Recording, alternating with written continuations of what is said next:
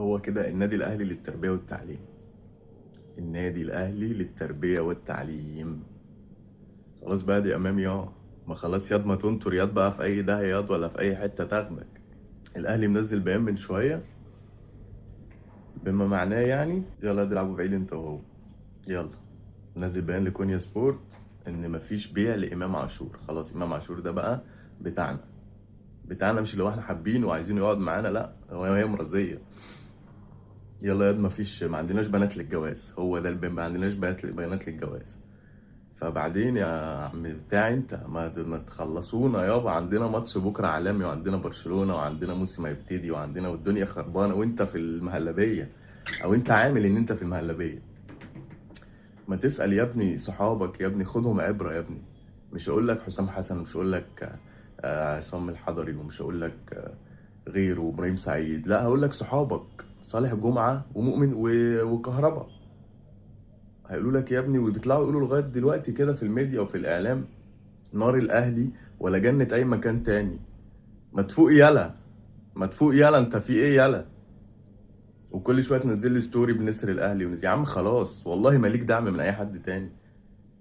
وخلي بالك هيعلموك اقسم بالله الادب. خلاص انت بتاعهم. سيد عبد الحفيظ مش هيحلك، وائل جمعه مش هيحلك. وانا لو من اداره الاهلي خلاص الواد ده بقى كده يتجمد ويمشي بقى في يناير، يعني يقعد لغاية الانتقالات اللي بعدها الموسم الجديد، وبعد كده بقى وديه في أي حتة. وخلي بالك الأهلي مش مستني منك فلوس خلاص كده، ولا بقى حد يقول لي 8 مليون دولار ولا 10 مليون دولار ولا العبط اللي عمال يتقال ده. خلاص. واحنا مع الإدارة، واحنا كجمهور احنا كده مع الإدارة.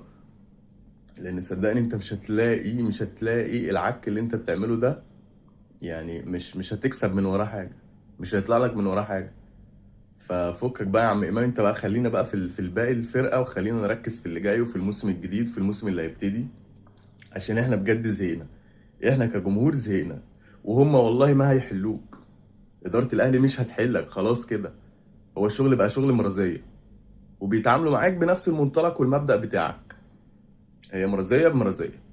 فروق كده يا عم امام، صلى على النبي، وخلينا نشوف بقى بقيه الفرقه. ده يتجمد اقسم بالله، ده يتجمد ويقعد زيه زي الدكه اللي قاعد عليها، حتى يخرج بره السكور. هو اللي معلم اول 5 ماتشات دي بره السكور في الدوري. عشان كده مش هتشوف المنتخب خلاص. يعني انت مش هتشوف حاجه تاني. نار الاهلي ولا جنة اي مكان تاني. الشغل اللي كنت بتعمله في الاماكن التانية ده مش هياكل معانا، لا اداره ولا كجمهور.